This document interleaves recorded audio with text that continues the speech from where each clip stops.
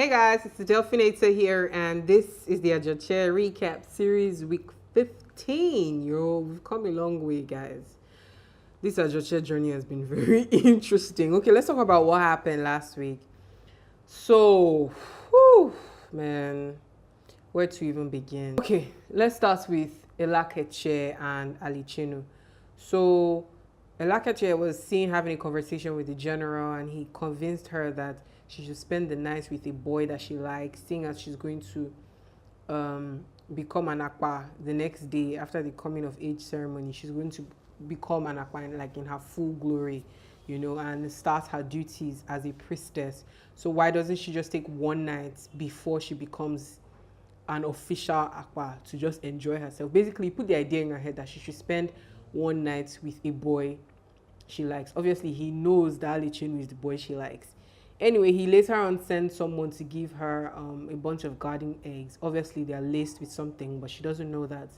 She meets with Alichenu. They agree to meet at their favorite spots, and they go there on the night of the coming of age night, and they decide to spend the night together. While they're there, they're talking to each other about their feelings for each other, and she brings out the garden eggs, and she's like, "Oh, I brought these for us, let's eat." And they start to munch on them. While they're talking, they get woozy and they both sleep off. Meanwhile, there are two guys watching them in the bushes, obviously sent by the general. So as soon as they sleep off, these guys come out, and one of them, Bolum, that's the general's right-hand man, force feeds Alichenu a portion of the mad root, thinking that he will go mad again like before. But instead, surprisingly, to Bolum, Alichenu just displays some discomfort and then goes right back to sleep. So the guy was really puzzled, like, what's going on? So he goes back to the general to give him the information, and the general is like, you know what, I'm coming myself. He heads into the bushes, he sees Alichenu and Lakeche sleeping, and then guess what he does? He proceeds to rape Lakeche with the intent that when she wakes up, she'll realize that she's been raped, and obviously person right next to her is the one she would think raped her, which is Alichenu. Guys, I'm not liking where this is going. Anyway, back at the palace, there's some drama going on. The princess who is supposed to marry the Ufam prince, I think she has had it up to here, so she decides to speak. So she tells her slave girl to go and tell Ochaya, the queen mother, that the Ufam prince has tricked them and that he's been lying all along, that the prince is actually the servant and the servant is the prince, and they switched roles, and that's why they've been whispering into each other's ears and whatnot.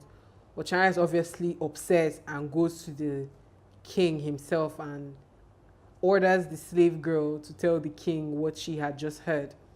And she narrates everything to the king. The king's upset, and then he waits for the Ufam families that are coming in for the wedding to arrive. Once they arrive, this is another story for another arc. So Obei,